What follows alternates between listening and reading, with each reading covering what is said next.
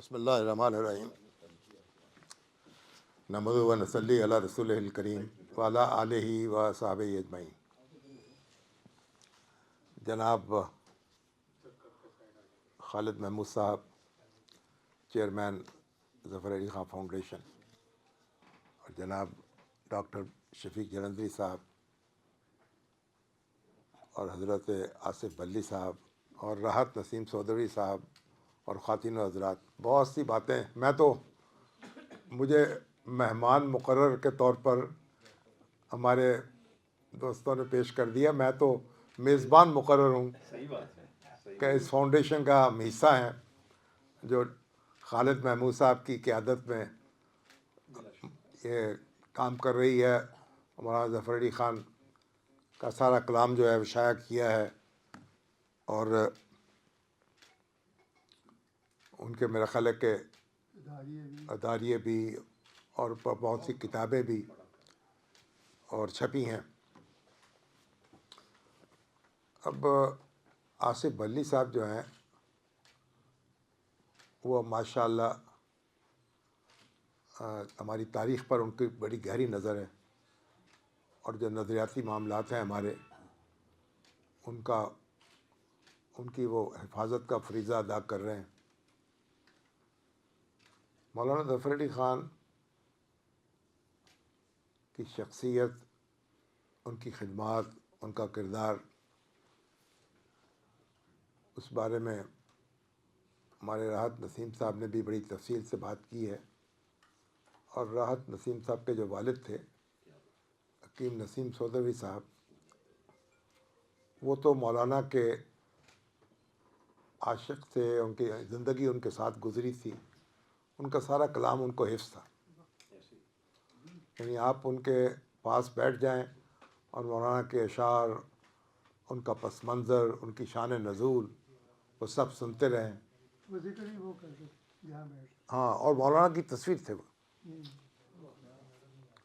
اور پھر ان کی کتاب جو ہے مولانا ظفر علی خان ان کا عہد، وہ اس زمانے میں ہمارے ادارے نے قومی پبلیشر سے چھاپی تھی، اب اس کو دوبارہ شائع کیا گیا۔ ہاں جی، فاؤنڈیشن نے شائع کیا۔ تو مولانا دیکھیے، یہ اب وہ زمانہ ہے اخبار، یعنی اخبار جو ہے اس کا ایک ڈیکلیریشن ہوتا تھا جو حکومت دیتی تھی، اور اس ڈیکلیریشن کو جب اگر آپ کوئی گستاخی ہو جاتی تھی تو ڈیکلیریشن ضبط ہو جاتا تھا، پھر آپ کو قید و بند کی سزا بھی برداشت کرنی پڑتی تھی۔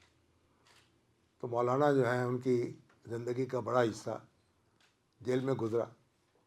وہ خود کہتے ہیں بچپن ہی سے لکھی تھی مقدر میں اسیری، ماں باپ کہا کرتے تھے دل بند جگر بند۔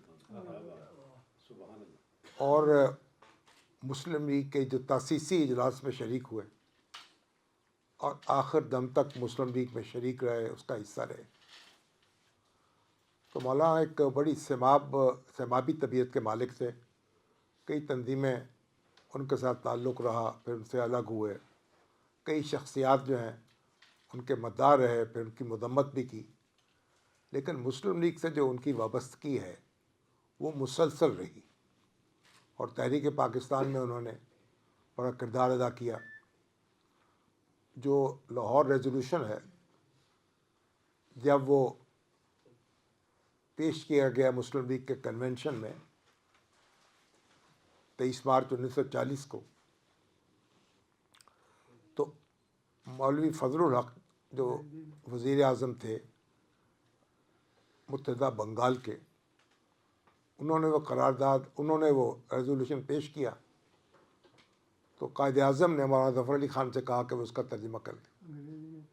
ہاں جی، انہوں نے اردو میں اس کا فی البدیہہ ترجمہ کیا، اور اس میں کس طرح استعمال کی گئی تھی جو لاہور ریزولوشن ہے، جسے ہم قرارداد پاکستان کہتے ہیں، اس میں جو مسلمانوں کے علاقے تھے نا،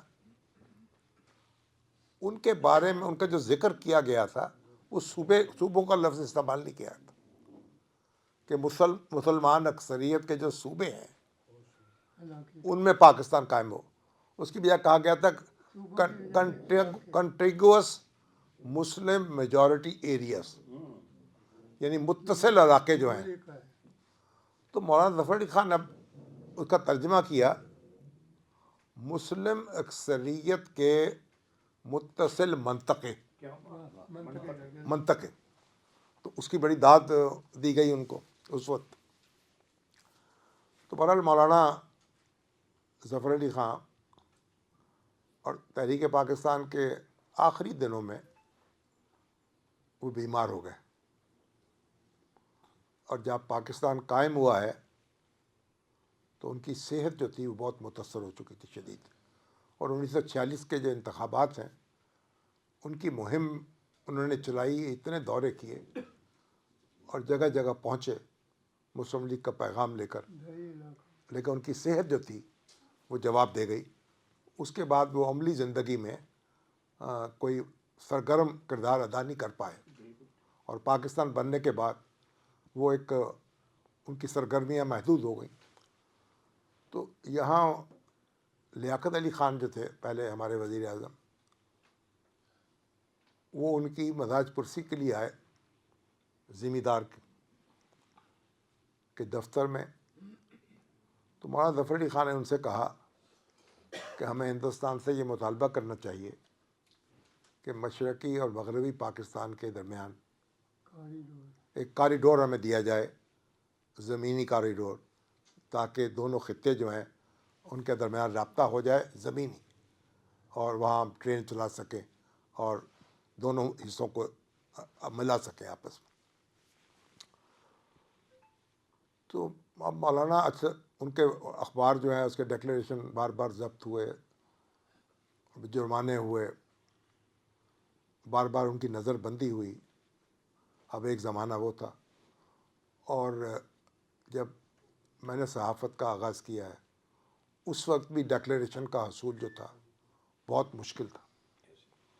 قانونی طور پر تو ڈسٹرکٹ مجسٹریٹ جو ہے وہ ڈکلیریشن دینے کا مجاز تھا، لیکن عملاً وزیر اعظم یا صدر پاکستان ہی اس کی منظوری دیتے تھے تو ڈکلیریشن ملتا تھا. تو مجھے ذاتی طور پر کئی سال ڈکلیریشن نہیں مل سکا، اور اب دوسرے کئی ڈکلیریشن لے کے اپنا افسردہ شائع کرتے رہے. آج ہم جس زمانے میں ہیں اب تو ہر شخص جو ہے اس کے پاس ایک ڈکلیریشن موجود ہے. اب سوشل میڈیا جو ہے اس نے پرنٹ میڈیا کو اور الیکٹرانک میڈیا کو پیچھے چھوڑ دیا، اور وہ ہر شخص اپنے گھر میں بیٹھ کے جو پیغام دینا چاہے، جو رپورٹ نشر کرنا چاہے وہ کر سکتا ہے، یوٹیوب کے ذریعے، فیس بک کے ذریعے. اور ہماری اجتماعی زندگی میں بھی ایک نیا بحران پیدا ہو گیا. تو مولانا جو تھے انہوں نے سچ بولا، وہ سچ کے لیے ہمیشہ کھڑے رہے اور جھوٹ کے خلاف جد و جہد کرتے رہے. مسلمانوں کے لیے الگ وطن کی حصول کی جد و جہد میں شریک رہے. اور وہ ہوتا ہے جن میں نام رسول خدا بلند، ان محفلوں کا مجھ کو نمائندہ کر دیا، اور سرکار دو جہاں کا بنا کر مجھے غلام، میرا بھی نام تاب ابد زندہ کر دیا. تو ان کی جو صحافت تھی وہ علم سے عبارت تھی. وہ ایک کئی زبانیں جو تھیں ان پہ ان کی دسترس تھی. وہ ایک دفعہ رابطہ عالم اسلامی کے اجلاس میں شریک ہونے کے لیے گئے، اور وہاں تقریریں سب عربی میں ہو رہی تھی ظاہر ہے. تو مولانا کے جو وفد کے ساتھ تھے وہ لوگ پریشان تھے کہ ہمارے یہاں سے کون سی تقریر کرے گا کوئی. تو مولانا جب وہاں اپنی بات کرنے کے لیے اٹھے تو انہوں نے عربی میں تقریر کی اور اپنی دھاک بٹھا دی، اور سب لوگ حیرت زدہ ہو گئے، ان کے ساتھ جانے والے بھی. تو انہوں نے انگریزی پہ بھی ان کو دسترس تھی، فارسی پر بھی، اردو پر بھی، عربی پر بھی، اور اپنی بات کہنے کا سلیقہ جانتے تھے، کن لفظوں میں بات کہنی ہے، ان کا مطلب کیا ہے. اور آج جو صحافت جس میں ہم پھنس گئے ہیں وہ اب جھوٹ کی صحافت ہے، مبالغے کی صحافت ہے. اور ابھی آپ دیکھیں اسلام آباد میں ایک دھرنا ہوا ہے، اس دھرنے کے حوالے سے کیا کیا رپورٹیں ہمارے پاس آ رہی ہیں، کیا کیا ویڈیوز ہیں جو گھڑ کے پیش کی جا رہی ہیں، جھوٹم جھوٹ ویڈیوز بنائی جا رہی ہیں ایک فریق کی طرف سے کوئی دوسرے فریق کی طرف سے. اور یعنی ایک بات شروع ہوئی ہے، 3 لوگ مر گئے وہاں اور پہنچ گئی ہے 300 تک بات. اور ایک بہت بڑے وکیل نے ٹیلی ویژن پہ کہا 278 افراد ہلاک ہوئے. اور ابھی تک یعنی ایک زمانہ تھا گورنر کالا باغ کے زمانے میں، یہاں بہت بڑا اخبار تھا یہاں کا، روزنامہ کوہستان. اس میں یہ خبر چھپ گئی کہ ایک ڈیمانسٹریشن میں ایک 3 طالب علم جو پنجاب یونیورسٹی کے ہلاک ہو گئے. وہ خبر جو تھی درست نہیں تھی. اس کے نتیجے میں وہ اخبار بند ہوا، حکومت نے کارروائی کی، اور ایسا بند ہوا جب دوبارہ شائع ہونا شروع ہوا مشرق کا دور تھا، پھر نہیں مشرق بعد میں شروع ہو گیا تھا، بعد میں نکلا نا. اس دوران ہاں، اور وہ جو ہے اخبار جو ہے خوش ہو گیا. اس کے بعد اس کی اشاعت وہ بحال ہو ہی نہیں سکی جو پہلے تھی. روزنامہ کوہستان، کون سا اخبار؟ روزنامہ کوہستان، کوہستان میں غلط سے نسیم اعجازی صاحب. نسیم اعجازی کا. اب وہ یہ بھی کہتے ہیں کہ سازش کر کے چھپوا دی گئی. لیکن بتا رہا ہوں کہ اتنی حساس یعنی بات تھی، اتنی سنجیدگی سے لیا جاتا تھا کہ کوئی شخص مر جائے، اس کی خبر آ جائے، جھوٹی خبر، تو اس میں کس قسم کی کارروائی ہوتی تھی. اب ان کا 278 افراد مر گئے، کتنے سنگین ہو نہ کوئی ان کو پوچھنے والا، نہ کوئی جواب لینے والا، نہ کوئی قانون نافذ کرنے والا. تیسرے نے کہا نہیں جناب سینکڑوں لوگ مر گئے، جنہوں نے کہا 300. اور پھر اسی پارٹی کے بڑے لیڈر انہوں نے کہا یہ 8. تو اس کے بعد جو دوسری پارٹی ہے وہ کہتی کوئی مسئلہ نہیں، کوئی آئی نہیں، فائرنگ ہی نہیں کی ہم نے. وہ اپنوں کی تعداد بتاتے ہیں. اب آپ بتائیں، آپ یہ بتائیے کہ جس دور میں ہم رہ رہے ہیں اور ہمیں جو فیک نیوز کا سامنا ہے، ہم اس کے نرغے میں ہیں، اور جھوٹ جو ہے وہ غالب آ چکا ہے. اور اگر آپ جھوٹ کو سچ یہ کہنا اور جھوٹ کو جھوٹ کہیں تو تب لوگ کہتے ہیں آپ جھوٹے، اور سچ بولنا کہ یہ جھوٹ کی حکومت ہے، جھوٹ کی حکومت ہے، جھوٹ کی اپوزیشن ہے، اور جھوٹ کا دریا ہے جس میں ہماری صحافت جو ہے وہ اچکولے کا تک. تو مولانا ظفر علی خان کو جب ہم یاد کرتے ہیں تو سچ کے ساتھ جڑنے کے لیے یاد کرتے ہیں. اب دیکھیں قائد اعظم محمد علی جناح پر آج تک یہ الزام نہیں لگ سکا کہ انہوں نے کبھی جھوٹ بولا. کوئی شخص یہ نہیں کہہ سکتا کہ انہوں نے جھوٹ بولا ہے، اور کوئی شخص یہ نہیں کہہ سکتا کہ انہوں نے 1 پیسے کی بددیانتی کی ہے. جب وہ پڑھنے کے لیے انگلینڈ گئے ہیں، اس کے بعد سے ان کا اکاؤنٹ جو ہے انہوں نے بینک میں کھولا ہے، اور وہ طالب علم کے طور پر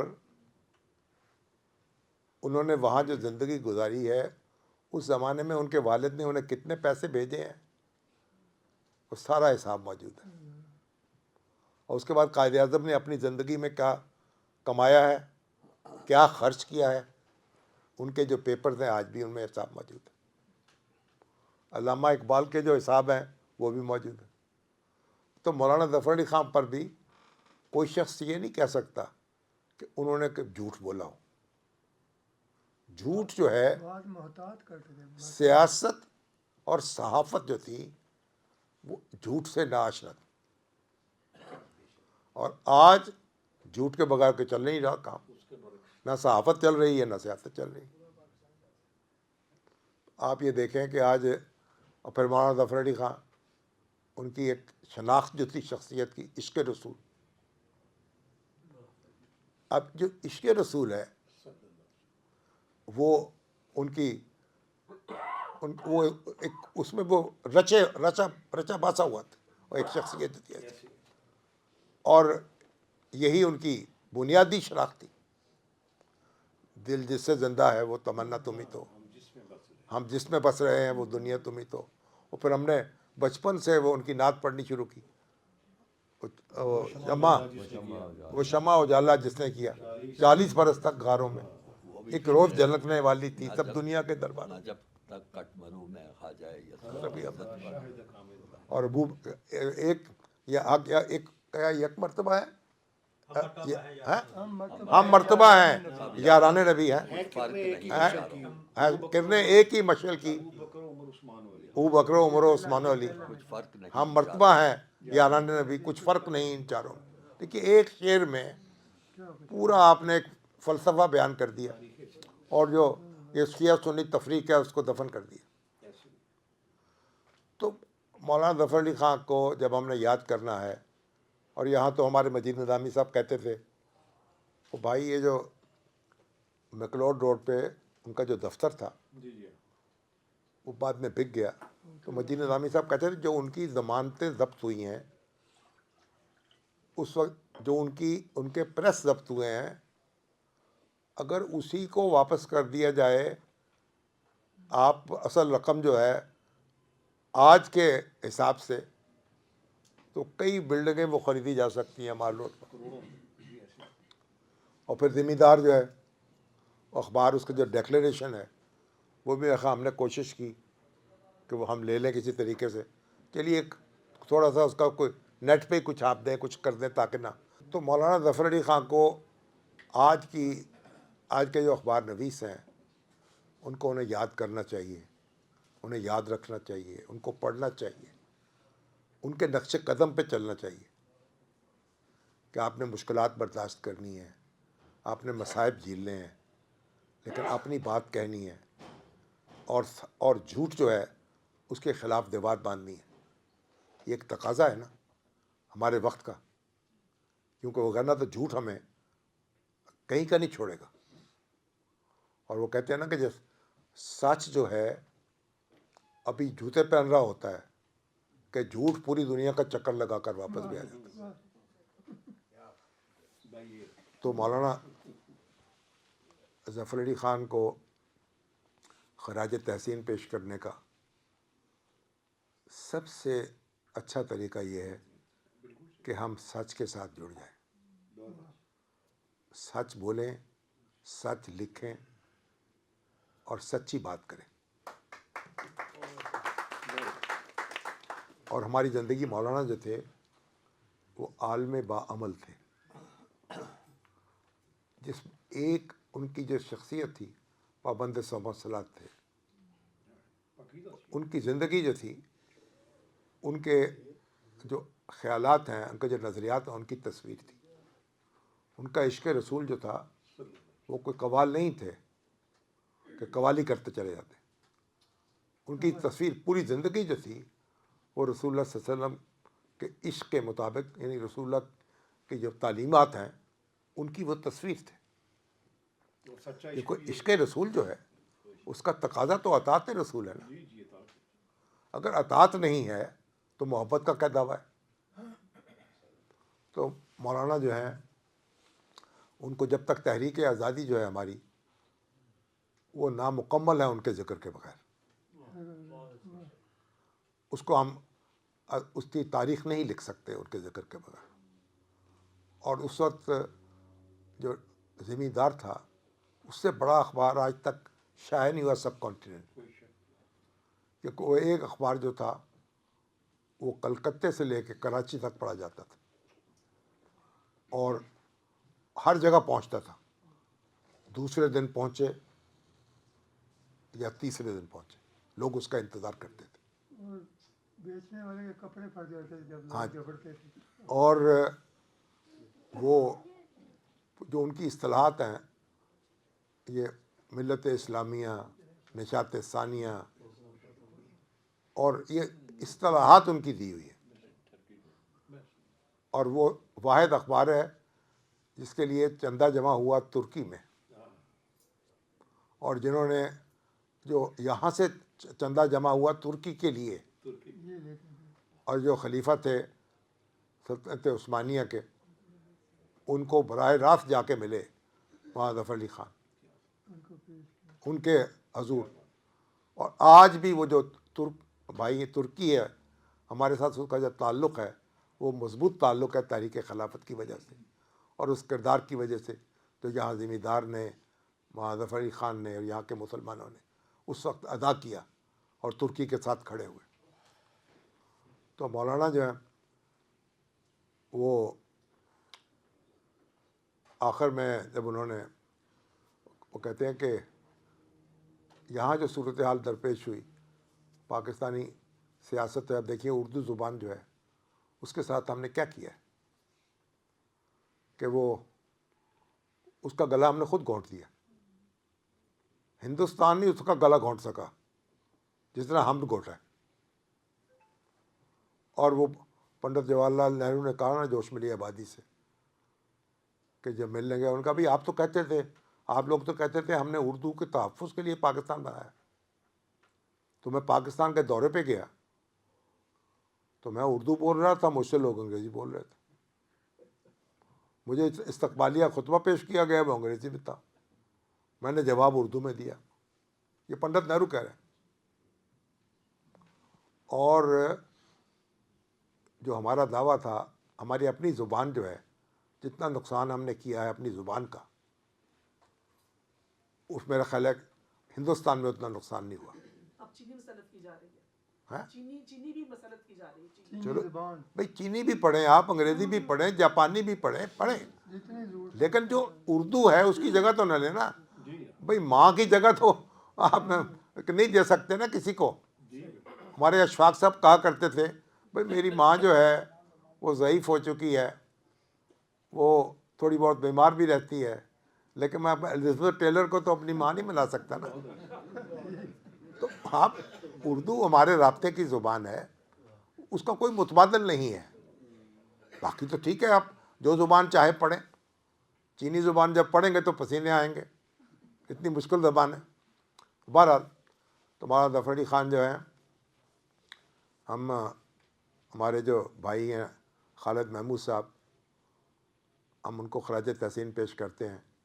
انہوں نے جس طریقے سے ظفر علی خان ٹرسٹ کو، اس فاؤنڈیشن کو چلایا ہے، اس کی رہنمائی کی ہے، اور جو خدمت کی ہے اس حوالے سے، وہ بھی تاریخ میں یاد رکھی جائے گی. انشاءاللہ. اور اللہ تعالیٰ ہمیں توفیق دے، اور سارے اخبار نویسوں کو توفیق دے، اور سارے خواہ وہ ٹک ٹاکرز ہیں، خواہ یوٹیوبرز ہیں، اور خواہ وہ مین اسٹریم میڈیا سے تعلق رکھتے ہیں، سچ تو سب کو بولنا چاہیے نا، اور سچ کے لیے سب کو کھڑا ہونا چاہیے.